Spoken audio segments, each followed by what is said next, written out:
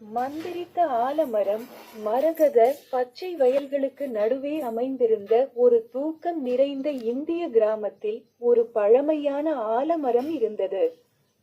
அதன் முறுமுறுப்பான வேர்கள் காற்றுக்கு இரகசியங்களை கிசுகிசுப்பது போல் தோன்றியது. அதன் இலைகள் மறந்துவிட்ட சிரிப்புடன் சலசலத்தன. ஆனால் இந்த மரம் சாதாரண மரம் அல்ல, இது காசி என்ற நட்பு பேய்க்கு சொந்தமானது. அத்தியாயம் 1. ஆர்வமுள்ள மூவரும். அமித், பிரியா மற்றும் சிறிய ரோஹன் ஆகிய 3 நண்பர்கள் பிரிக்க முடியாதவர்களாக இருந்தனர். பட்டாம்பூச்சிகளை துரத்துவதற்கும் கூழாங்கற்களை சேகரிப்பதற்கும் மகத்தான சாகசங்களை கற்பனை செய்வதிலும் அவர்கள் மதியம் கழித்தனர். ஆனால் ஒரு நாள் ஆர்வம் அவர்களை ஆலமரத்திற்கு அழைத்துச் சென்றது. அதன் வேர்களுக்கு பின்னால் எட்டி பார்ப்போம் என்று அமித் யோசனையுடன் தனது கண்களை ஆச்சரியத்துடன் விரித்தார். பிரியா தயங்கினாள். பேய் இருந்தால் என்ன? இளையவன் ரோஹன் சிரித்தான். பேய்களுக்கு ஐஸ்கிரீம் பிடிக்கும், இல்லையா? எனவே அவர்கள் பழங்கால மரத்தை நோக்கி சென்றனர். அவர்களின் இதயங்கள் துடித்தன. அத்தியாயம் 2. காசியின் கதை. சூரியன் அடிவானத்திற்கு கீழே மூழ்கியது. ஆலமரம் மின்னியது. வெளியே வந்த காசி மின்னும் கண்களுடன் ஒரு ஒளி ஊடுருவக்கூடிய உருவம்.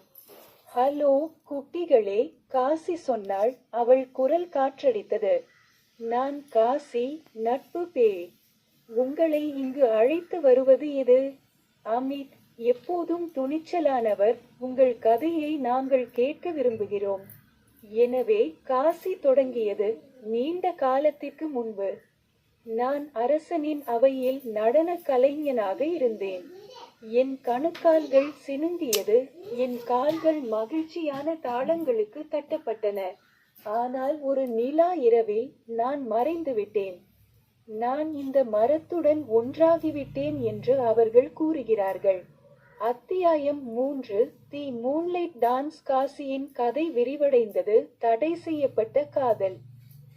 பொறாமை கொண்ட சூனியக்காரி மற்றும் அவளது தலைவிதியை முத்திரையிட்ட நிலவொளி நடனம். அவள் இன்னும் மின்னும் நிறமாலை கணுக்கால்களை அவர்களுக்கு காட்டினாள். ஆனால் நீங்கள் ஏன் நட்பாக இருக்கிறீர்கள்? பிரியா கேட்டாள். காசி சிரித்தாள்.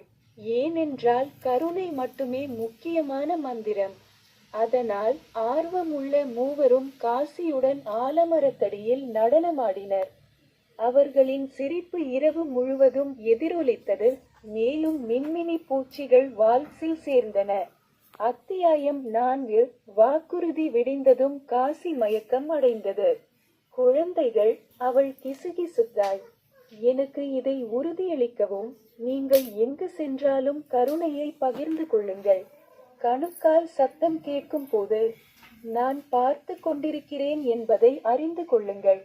அவர்கள் பணிவுடன் தலையசைத்தனர். அதிலிருந்து அமித், பிரியா, ரோஹன் ஆகியோர் காட்டுப்பூக்கள் போல கருணை பரப்பினர். அவர்கள் அண்டை வீட்டாருக்கு உதவினார்கள், தெருநாய்களுக்கு உணவளித்தனர், மேலும் தங்கள் ஐஸ்கிரீமை அனைவருடனும் பகிர்ந்து கொண்டனர், அந்த எரிச்சலான முதியவர் கூட. சில சமயங்களில் நிலவொளி இரவுகளில் அவர்கள் மங்கலான ஜிங்கிள்ஸை கேட்டனர். அவர்களின் பேய் நண்பரின் கணுக்கால்கள்